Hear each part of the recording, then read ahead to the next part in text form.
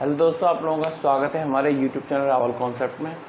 दोस्तों, हमारी जो चल रही थी हड़प्पा सभ्यता चल रही थी, ठीक है। और हड़प्पा सभ्यता में हम पढ़े थे विशेषताएं, और विशेषताओं में पढ़े थे हम आर्थिक, ठीक है, कि जो आर्थिक विशेषताएं थी उनके बारे में पढ़े थे। आर्थिक विशेषताओं में भी हम अब पढ़ेंगे व्यापार और वाणिज्य के बारे में, ठीक है। तो जैसे कि आप लोगों ने देखा भी होगा, सुना भी होगा कि शायद PGT TGT की वैकेंसी अब बहुत जल्दी आने वाली हैं, ठीक है। तो अच्छे से स्पीड के साथ हम दोबारा पढ़ना स्टार्ट करते हैं। काफ़ी दिन से वीडियो नहीं डली थी, ठीक है। और क्लास नंबर आज हमारी कौन सी है? 50, ठीक है। अब तेज़ी से वीडियो डलेंगी, वही कोर्स को कवर कराना है, ठीक है। और ऐसे कवर हो नहीं पाएगा। चलो देखते हैं। तो देखो, ये वनडे एग्ज़ाम के लिए भी इम्पोर्टेंट होने वाली हैं। और जो हमारा टारगेट है, जैसे कि मेन टारगेट हमारा यूपी PGT या फिर कोई सा भी DSSB वाला हो या KVS वाला हो, कोई सा भी PGT हो, ठीक है, सबको कवर करेगा, ठीक है। बाकी तुम्हारे IAS PCS, कोई भी स्टेट PCS हो या UPSC हो, सबको कवर करेगी हमारी हिस्ट्री, ठीक है। तो स्टार्ट करते हैं। और वनडे एग्ज़ाम के लिए ये वीडियो इम्पोर्टेंट रहेगी।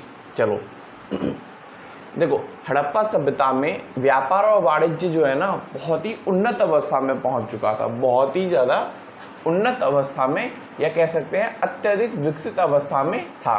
व्यापार किस किस चीज़ का होता था? भाई, कपड़ों का होता था, आभूषणों का होता था, जिसमें मोस्टली अगर हम ध्यान दें तो ऐसे बोल सकते हैं पत्थर, धातु और हड्डियों का होता था। मतलब इनसे बनी हुई चीज़ों का भी होता था और इनका भी होता था, ठीक है। चलो देखते हैं। अच्छा, ये जो व्यापार वगैरह जो होता था, तो पहले कोई पैसे वगैरह तो होते नहीं थे। तो जब पैसे नहीं होते थे तो कैसे व्यापार करते थे? अब हम अगर मार्केट जाते हैं, कुछ खरीदने आते हैं, तो पैसे देते हैं और चीज़ को ले लेते हैं, ठीक है। लेकिन उस दौरान पैसे वगैरह नहीं थे, तो फिर कैसे होता था? तो उस पद्धति को बोलते हैं विनिमय पद्धति। मतलब कि अगर मेरे को ज़रूरत मार्कर की है, ठीक है, और दूसरे बंदे के पास मार्कर है, और उस बंदे को ज़रूरत डस्टर की है, ठीक है, और मेरे पास डस्टर है, तो मैं उसको डस्टर दे दूंगा और मार्कर बदले में ले लूँगा। तो इस वस्तु का आदान प्रदान जो होता है वो विनिमय कहलाता है, ठीक है। जैसे अभी हाल फिलहाल में तो नहीं, पहले एक बार एक सिचुएशन आ गई थी। तो ईरान ने भारत के साथ व्यापार करा था। ईरान या इराक ने भारत के साथ व्यापार करा था, शायद इराक है ना, इराक के साथ व्यापार करा था तेल का। तो हम क्या करते थे, जितने रुपए का तेल लेते थे उतने रुपए का हम उसको गेहूं दिया करते थे, ठीक है। चलो देखते हैं। आदान प्रदान किसके द्वारा होता था? विनिमय द्वारा। और विनिमय मैंने आपको समझा दिया, ठीक है। अब हम जो इस दौरान जो व्यापार करते थे, मोस्टली जो जहाज रानी करते थे, कहाँ करते थे? अरब सागर में करते थे, ठीक है। कहाँ करते थे? अरब सागर में करते थे। साथ में ये लोग जो है मतलब हड़प्पा सभ्यता वाले जो लोग थे, किससे परिचित थे? पहिए से परिचित थे। और पहिया भी कैसा होता था? पहिया ठोस होता था, ठीक है। और इसमें एक चीज़ होती थी, जैसे कि इसमें तिल्लियाँ नहीं होती थी। तिल्लियाँ से मतलब को पहिया होता है बीच में, देखा होगा ना, जो तान वगैरह जो बोल देते हैं, ठीक है, वो चीज़ नहीं होती थी व्हील के अंदर। जैसे कि व्हील हो गया, ठीक है, इसमें ये होते हैं ना तिल्लियाँ, ठीक है, ये जो बीच वाली ये ठीक है, ये नहीं होती थी, ठीक है। पोत निर्माण जानते थे, नावों द्वारा व्यापार होता था। इसके साक्ष्य हमें कहाँ से मिले हैं? पोत निर्माण के और नावों द्वारा व्यापार के साक्ष्य जो हमें मिले हैं लोथल से प्राप्त होते हैं। इंपॉर्टेंट फैक्ट है, ठीक है। और ये वाला भी, ये कि पहिए से परिचित थे, ये आपको पता है। लेकिन पहिया कैसा होता था? ठोस होता था।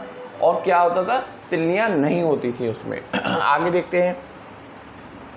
पश्चिमी भारत प्लस मकरान के तट क्षेत्र, ठीक है, यहाँ पर बस्तियाँ बसी हुई थी, ठीक है, यहाँ पर बस्तियाँ बसी हुई थी। तो हमने यही अनुमान लगाया कि पड़ाव के रूप में स्थित बंदरगाहों के रूप में ये इस्तेमाल हुआ करती थी, ठीक है। कहाँ पे? पश्चिमी तट और मकरान तट के क्षेत्र में, तटवर्ती क्षेत्र में, ठीक है। आगे देखते हैं। व्यापारिक केंद्र जो तटवर्ती हैं, मोस्टली उनकी बात कर रहे हैं।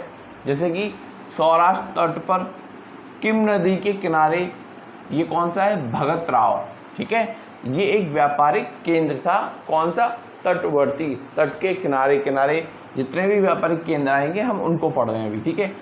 अगला देखते हैं। नर्मदा तट पर मेघम, ठीक है, हिरण्य नदी पर प्रभास पाटन, भोगवा और साबरमती के संगम पर, इनके संगम पर एक लोथल नामक स्थान था। ठीक है, ये भी कैसा था? व्यापारिक केंद्र था। मकरान तट, ठीक है, ये भी क्या था? एक व्यापारिक केंद्र था, हम पढ़ चुके हैं। ठीक है, आगे देखते हैं। मकरान तट पर कौन कौन से केंद्र थे? सुतका गेंडोर और सोतका कोह। मकरान तट पर ये दोनों थे। ठीक है, ये इंपॉर्टेंट है सारा का सारा, IMP।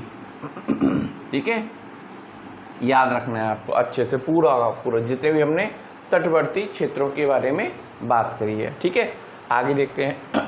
देखो, ये तो रहा बाहर वाला व्यापार, जो हम बाहर से व्यापार कर रहे थे और बाहर से संबंधित व्यापारिक केंद्रों के बारे में बात करी। हालांकि जो बाहर से जो व्यापारिक केंद्र थे केवल बाहर के लिए ही इस्तेमाल नहीं होते थे, अंदर के लिए भी कभी कभी इस्तेमाल हुआ करते थे, या जैसे जैसे सुविधा होती थी तो उनको तब हम इनका अंदर के रूप में भी इस्तेमाल करते थे। स्पेसिफिक रूप से हम ये नहीं कह सकते केवल और केवल बाहर के लिए ही करते थे, ऐसा नहीं था।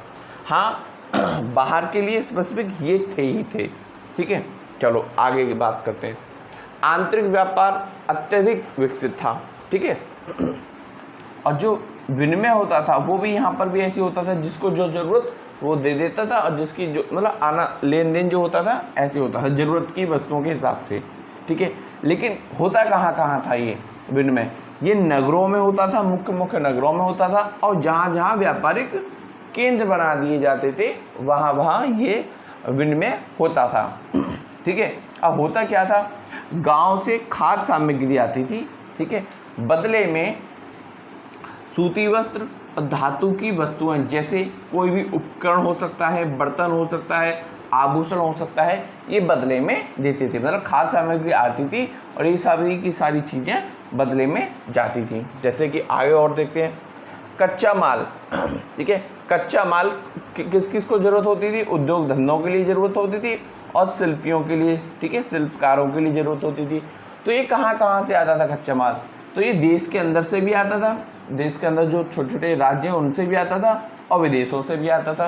तो देश के अंदर देखते हैं, तो देश के अंदर गुजरात से आता था, सिंध से आता था, राजस्थान से आता था, दक्षिण भारत से आता था, और बलूचिस्तान जैसी इत्यादि जगहों से ये देश के अंदर से जो कच्चा माल आता था वो ये है।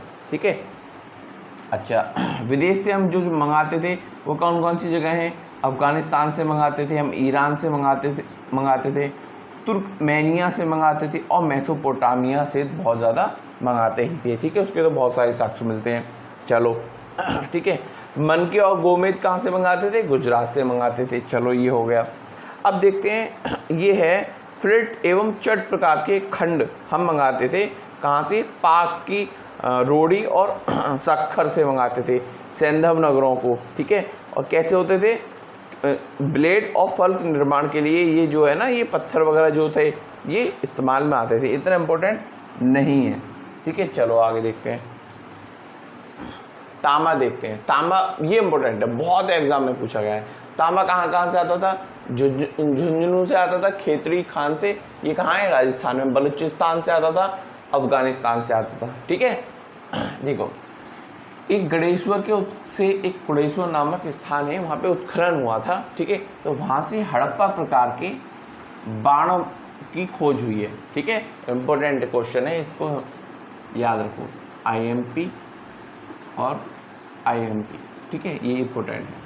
सोना कहाँ से आता था? सोना तो पता ही है ना, कर्नाटक की कोलार की हट्टी से। ठीक है, कार्नेलियन मनके कहाँ से आते थे?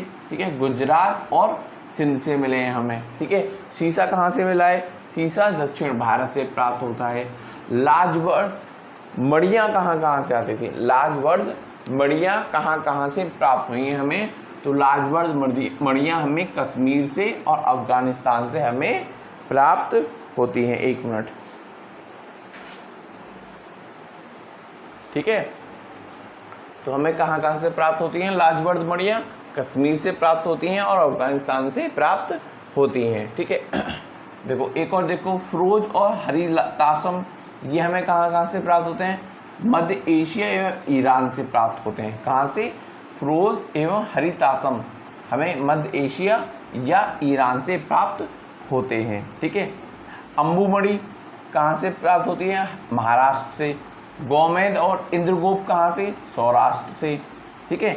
अब व्यापार जो होता था कि भैया व्यापार होता ही था या नहीं होता था, तो किस आधार पे हमने माना? तो कुछ प्रमाण मिले तभी तो हमने चीज़ें ये बोला कि भैया व्यापार होता था विदेशों से। ठीक है। तो जैसे व्यापार के रूप में क्या क्या हमें मिला जो हम प्रमाणित कर सकें कि हम विदेशों से व्यापार करते थे। ठीक है।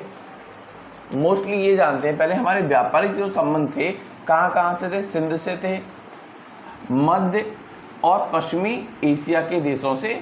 यहाँ से हमें अत्यधिक व्यापार के प्रमाण हमें मिले हैं। ठीक है। मतलब पूरी तरीके से हम प्रमाणित कर सकते हैं कि भाई हमारे पास इतने प्रमाण हैं, साक्ष्य हैं कि हम ये स्पष्ट रूप से कह सकते हैं कि सिंध सभ्यता की जो व्यापार होता था कहाँ कहाँ से होता था? सिंध से होता था, मध्य और पश्चिमी एशिया के देशों से स्पष्ट रूप से होता था। जैसे कि फारस की मोहर हमें कहाँ से प्राप्त होती है? लोथल से प्राप्त होती है। और सिंधु और मेसोपोटामिया के बीच व्यापार सबसे उन्नत अवस्था में मिलता है। ठीक है। किस आधार पे कह रहे हैं?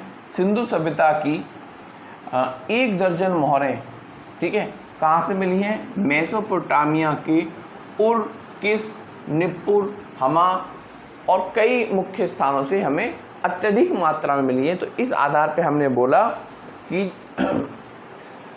हमारे जो व्यापारिक संबंध थे सिंधु, मध्य एशिया और पश्चिमी एशिया से अत्यधिक संपन्न थे। ठीक है। क्योंकि हम प्रमाणित कर पा रहे हैं ना, हमें साक्ष्य प्राप्त हुए हैं, इस आधार पर हम कह सकते हैं कि हमारे जो व्यापारिक संबंध थे बहुत अच्छे थे। हम इसी आधार पर कह सकते हैं कि व्यापार और जो वाणिज्य है कब का? हड़प्पा सभ्यता का बहुत ही उन्नत अवस्था में था, ना कि आंतरिक रूप से बल्कि बाहरी रूप से भी। जैसे मतलब कि हम आंतरिक रूप से ही व्यापार नहीं करते थे, विदेशों से भी व्यापार करते थे। और अगर संक्षेप में कहा जाए तो हम बहुत ज़्यादा उन्नत अवस्था में पहुंच चुके थे। ठीक है। तो वीडियो अच्छी लगे तो शेयर करें, सब्सक्राइब करें। ठीक है। और बेल आइकन प्रेस कर दें जिससे कि जितनी भी मैं वीडियो आपको डालूं, ठीक है, वो आपको समय पर पहुंच सकें, मिल सकें। ठीक है। Thank you for watching.